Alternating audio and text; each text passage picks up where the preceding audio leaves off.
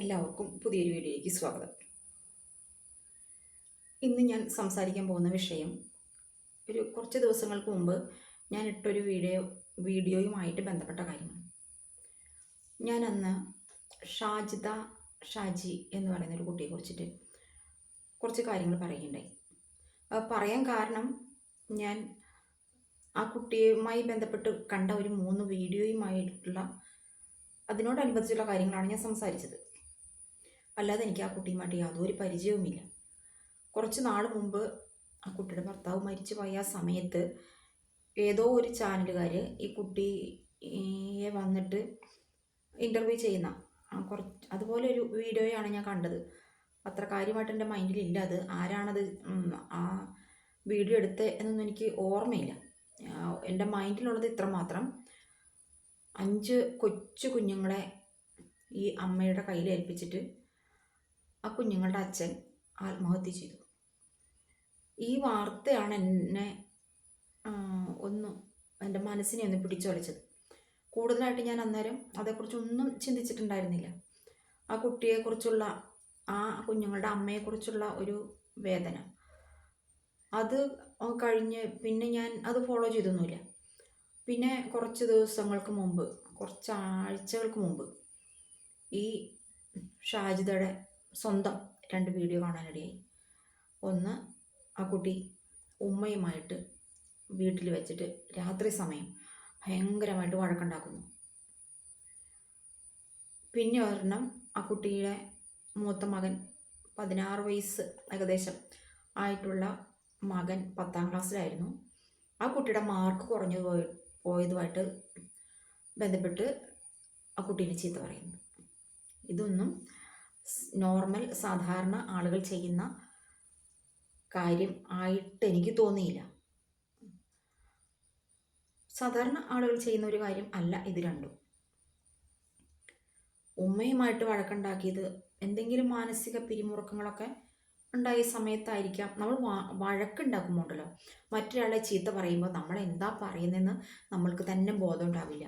പക്ഷെ അത് 100% ആ വ്യക്തിയോടുള്ള ഒരു വൈരാഗ്യമോ വഴക്കോ മനസ്സിൽ വെച്ചുകൊണ്ടല്ല, ആ സമയത്ത് അങ്ങോട്ട് പറയുന്നു, അത്ര തന്നെയുള്ളൂ. അതുപോലെ തന്നെയാണ് ആ മോൻ്റെ അടുത്തും. ആ മോനെ ഉപ്പയില്ലാണ്ട് പഠിപ്പിക്കുന്നതാണ്, വളർത്തിയെടുത്തുകൊണ്ട് പോരുന്നതാണ്. അപ്പോൾ ആ മോന് മാർക്ക് കുറഞ്ഞു പോയപ്പം ഉണ്ടായ മാനസികമായ വിഷമങ്ങളായിരിക്കാം ആ സമയത്ത് അങ്ങനെ ഒരു വീഡിയോ ചെയ്യാനായിട്ട് ഷാജി തന്നെ പ്രേരിപ്പിച്ചിട്ടുണ്ടാവുക. ഈ മനുഷ്യരല്ലേ ഇങ്ങനെയുള്ള വേലിയേറ്റങ്ങൾ സ്വഭാവത്തിൽ വന്നു പോയിക്കൊണ്ടിരിക്കും. അത് ഷാജിദയ്ക്ക് മാത്രമല്ല, നമുക്കെല്ലാവർക്കും ഉണ്ടാകുന്നൊരു പ്രശ്നം അല്ലേ. നമ്മൾ അപൂർവം നിമിഷങ്ങളിൽ മാത്രമാണ് ഒരു നോർമൽ മനുഷ്യനായിട്ട് ഇരിക്കുന്നുള്ളൂ. ബാക്കി എല്ലാ സമയങ്ങളിലും നമ്മളെ പല പല ചിന്തകൾ ഇങ്ങനെ വ്യാപരിച്ചു കൊണ്ടിരിക്കും.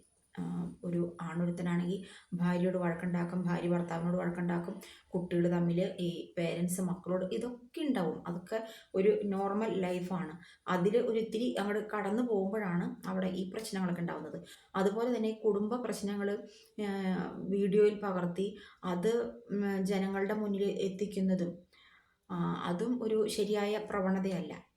അപ്പോൾ ഞാൻ ഈ വീഡിയോ ഇട്ടതിന് ശേഷം, ഞാനിട്ടത് എൻ്റെ ഉള്ളിൽ നിന്ന് വന്ന കുറച്ച് കാര്യങ്ങളാണ്. ഒന്നാമത് ഉമ്മേനെ ചീത്ത പറഞ്ഞത്, രണ്ടാമത് മോനെ വഴക്ക് പറഞ്ഞത്, മാർക്ക് കുറഞ്ഞു പോയി എന്ന് പറഞ്ഞിട്ടുള്ള കാര്യങ്ങളിൽ. പിന്നെ ഞാൻ ഈ കുട്ടിയെക്കുറിച്ച് തന്നെ ഇങ്ങനെ ചിന്തിച്ചപ്പോൾ ഒന്ന് ആലോചിച്ച് നോക്കിയാൽ ഏതൊരാൾക്ക് മനസ്സിലാവുന്ന കാര്യം, പെൺകുട്ടിക്ക് കൂടിപ്പോയ ഒരു 35 വയസ്സ് പ്രായം ഉണ്ടാവും, മൂത്ത മകന് 16 വയസ്സ്. അപ്പോൾ മുസ്ലിംസിൻ്റെ ഇടയിൽ ചെറിയ പ്രായത്തിൽ തന്നെ കല്യാണം കഴിച്ചു കൊടുക്കുന്ന ഒരു പ്രവണതയുണ്ട്. അപ്പോൾ ഈ കുട്ടീനെ ചെറിയ പ്രായത്തിൽ തന്നെ കല്യാണം കഴിപ്പിച്ച് അയച്ചിട്ടുണ്ടാവാം. ആ പെൺകുട്ടി ഇന്ന് 5 കുട്ടികളുടെ അമ്മയാണ്.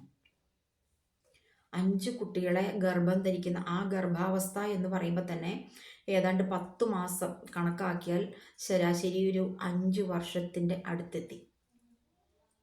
5 കുട്ടികളെ കല്യാണം കഴിച്ചിട്ട് കൂടിപ്പോയൊരു 17 വർഷം ആയിട്ടുണ്ടാവുള്ളൂ. അപ്പോൾ ഇതിൻ്റെ ഇടയ്ക്ക് ഒരു ശരാശരി ഒരു 5 വർഷം ഗർഭം ചുമന്നുകൊണ്ട് ആ പെൺകുട്ടിയുടെ മാറി പോയിട്ടുണ്ട്.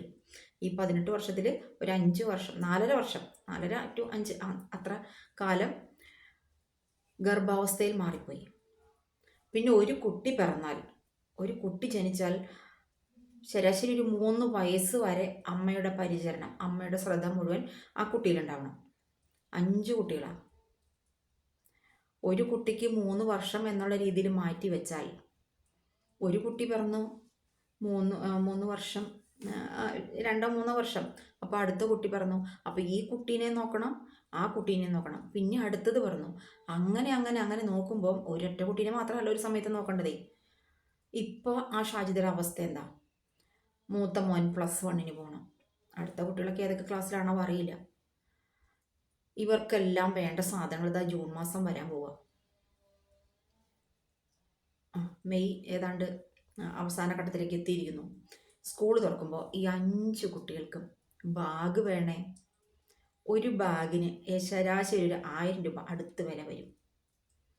5 കുട്ടികൾക്ക് 5 ബാഗ് വാങ്ങുമ്പോൾ എത്ര രൂപ വരും? ഒരു 4000-4500 എങ്ങനെയായാലും മാറ്റി വയ്ക്കണം. ഈ 5 കുട്ടികൾക്കും കുട വേണേ, 5 കുട്ടികൾക്കും ഡ്രസ്സ് വേണം. യൂണിഫോം ആണെങ്കിൽ സ്കൂളിൽ അതിൻ്റെ ഫീസ് അടയ്ക്കണം. ഒരു ജോഡി മതിയോ? 5 കുട്ടികൾക്കും ചെരുപ്പ് വേണം, 5 കുട്ടികൾക്കും ഇന്നർ വെയേഴ്സ് വേണം. നമ്മൾക്ക് മാറി നിന്ന് കുറ്റം പറയാൻ, ഞാൻ ഷാജിദനെ എന്തെങ്കിലും ആ വീഡിയോയിൽ പറഞ്ഞിട്ടുണ്ടെങ്കിൽ ആ 2 ഷാജിദ ഇട്ട വീഡിയോ കണ്ടിട്ട് മാത്രമാണ് മാറി നിന്നിട്ട്. അതിനുശേഷം ഞാനിങ്ങനെ ചിന്തിക്കുമ്പോഴാണ് ഒരമ്മ ഈ 5 കുഞ്ഞുങ്ങൾക്കും ഭക്ഷണം കൊടുത്ത്, ആഹാരത്തിൻ്റെ കാര്യം തന്നെ ഒന്ന് ചിന്തിച്ചു നോക്കൂ. നേരം വെളുത്ത് എഴുന്നേൽക്കുമ്പോൾ ആ കുട്ടികൾക്ക് എന്തെങ്കിലും കഴിക്കാൻ കൊടുക്കണ്ടേ? ഒരു ദിവസം എത്ര സമയത്ത് ആഹാരം കൊടുക്കണം? എത്ര തവണ? പൈസ കൊടുക്കാതെ ഇത് വലുതും കിട്ടുമോ? ആ മോൾക്ക് എത്ര പൈസ ഉണ്ടാവും? കൂടിപ്പോയ 35 വയസ്സ്. ആ പ്രായത്തിൽ ഇത് വലിക്കുന്ന വലി നമ്മൾ മാറി നിന്നിട്ട് കുറ്റം പറയാൻ എല്ലാവർക്കും പറ്റും.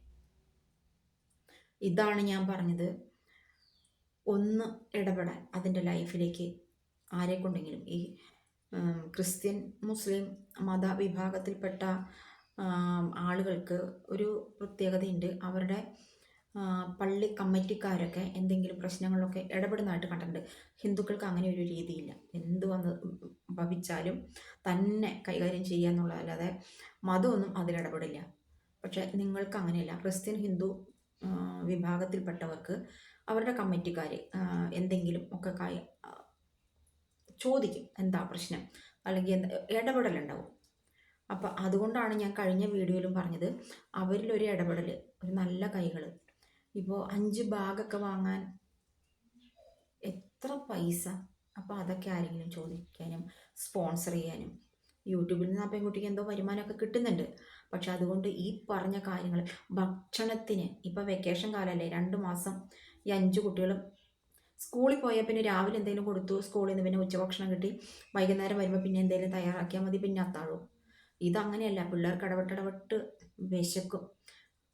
ആ പ്രായം അങ്ങനെയാണ്. ആ സമയത്ത് ഉമ്മ വിശക്കണോ എന്ന് വിളിച്ച ഒരാളല്ല 5 ആളാണ് വിളിച്ച് ചുറ്റും വരിക. ആ പെൺകുട്ടീനെ മനസ്സിലാക്കണം, എന്നിട്ട് വേണം അതിനെ കുറ്റം പറയാനായിട്ട്. അപ്പോൾ ഇങ്ങനെയൊരു വീഡിയോ എനിക്കിടണം തോന്നി. ഇനിയും ഒരുപാട് പേര് ആ കുട്ടീനെ കല്ലെറിയല്ലേ. അത് ശരിക്കും പറഞ്ഞാൽ ജീവിക്കേണ്ട സമയമായത്. 5 കുട്ടികളെ സമ്മാനിച്ചിട്ട് അങ്ങോട്ട് രക്ഷപ്പെട്ടു. ആത്മഹത്യ എന്ന് പറയുന്നത് അങ്ങനെയാണ്, സ്വയം രക്ഷപ്പെടല. ജീവിക്കാൻ ഇത്തിരി ബുദ്ധിമുട്ടാണ്. നല്ല രീതിയിൽ ജീവിച്ചാലോ, ആസ്വദിച്ച് ജീവിച്ചാലോ ഇത്രയും വലിയൊരു സ്വർഗം വേറെയില്ല. അപ്പോൾ ഈ പ്രശ്നങ്ങൾ വരുമ്പോൾ അത് താങ്ങാൻ പറ്റാതെ ഒരൊറ്റ ഒളിച്ചോട്ടം, അതാണ് ആത്മഹത്യ. ഈ പെൺകുട്ടിയുടെ കയ്യിൽ ഈ നാഴിയും ചിരട്ടയും പോലെയുള്ള 5 കുഞ്ഞുങ്ങളെ കൊടുത്തിട്ട് ആ പോയ അദ്ദേഹം, അത് ശരിയായ ഒരു നടപടിയായിട്ട് എനിക്ക് തോന്നുന്നില്ല. പക്ഷെ വേറൊരു കാര്യം കൂടി ഉണ്ട്. ഈ ഷാജിദ ഇതിലൊരെണ്ണത്തിനെ പോലും പെറുക്കി പോയി വെള്ളത്തിലിട്ടില്ല. അത് നമ്മൾ മനസ്സിലാക്കണം. ഒരെണ്ണത്തിനും മറ്റേ ഐസ്ക്രീമിൻ്റെ അകത്ത് വിഷം കലർത്തി കൊടുത്തില്ല. 5 കുഞ്ഞുങ്ങളെയും അത് ചേർത്ത് പിടിച്ചിട്ടുണ്ട്. പിന്നെ അതിൻ്റെ ഇടയ്ക്ക് വരുന്ന ഡ്രസ്സ്, ഒരു പെണ്ണിന് എന്ന് പറഞ്ഞാൽ ഈ പ്രായത്തിലൊക്കെ ഒരു ആണിൻ്റെ സ്നേഹവും കരുതലും ഒക്കെ തീർച്ചയായിട്ടും ആവശ്യമുള്ളതാണ്. പിന്നെ ഈ മക്കളെയൊക്കെ നയിച്ചുകൊണ്ട് പോകുന്നതിനും ഒറ്റയ്ക്കുള്ളൂ. അത് മനസ്സിലാക്കാതെ അവിടെ ഇവിടെ ഇരുന്നിട്ട് വെറുതെ ആ പെൺകുട്ടീനെ ഒന്നും പറയാതിരിക്കുക. സഹായിക്കാൻ പറ്റുന്ന കാര്യങ്ങളാണെങ്കിൽ എന്തെങ്കിലും അതിന് കൊടുത്ത് സഹായിക്കുക. അടുത്ത വീഡിയോയിൽ കാണാം കേട്ടോ.